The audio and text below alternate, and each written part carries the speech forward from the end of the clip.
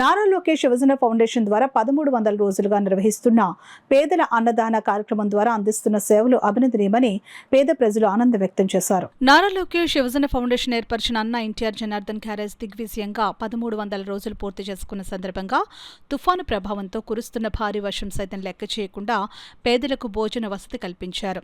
ఒంగోలు వాస్తవ్యులు మువ్వల చంద్రశేఖర్ కార్యక్రమానికి సహకారాన్ని అందించారు.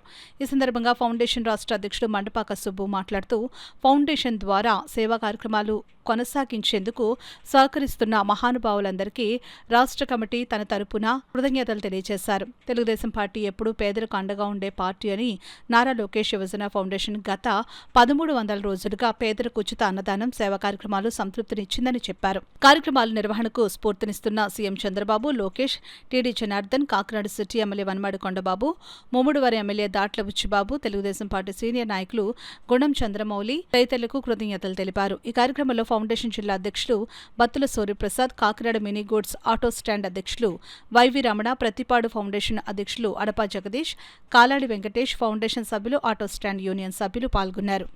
చంద్రశేఖర్ గారికి రాష్ట్ర కమిటీ తరపున నా తరపున హృదయపూర్వక అభినందనలు తెలుపుతూ మరి కార్యక్రమానికి విచ్చేసిన జిల్లా అధ్యక్షులు బత్తుల సూర్యప్రసాద్ గారికి, అదేవిధంగా మన ఆటో యూనియన్ మినీ గూడ్స్ అధినేత వైవి రమణ గారికి నా హృదయపూర్వక అభినందనలు తెలుపుతూ మరి తెలుగుదేశం పార్టీ ఎప్పుడూ పేదలకు అండగా ఉండే పార్టీ అని మరొకసారి ఈ ఫౌండేషన్ ద్వారా గత 1300 రోజుల నుంచి పేదలకు ఉచిత భోజనం అందిస్తున్న ఫౌండేషన్ రాష్ట్ర కమిటీ సభ్యులందరికీ నా హృదయపూర్వక అభినందనలు తెలుపుతూ అదేవిధంగా నారా చంద్రబాబు నాయుడు గారు, నారా లోకేష్ గారు, టీడీ జనార్దన్ గారు, సిటీ ఎమ్మెల్యే వనమాడి కొండబాబు గారు, గుండం చంద్రమౌళి గారి ఆశీస్సులతో మరి ఈ కార్యక్రమాన్ని మేము చేపట్టడం జరిగింది.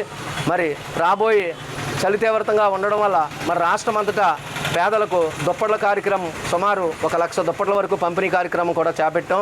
మరి ఈ కార్యక్రమానికి ప్రతి ఒక్కరూ అండగా ఉండాలని కోరుకుంటూ జై తెలుగు.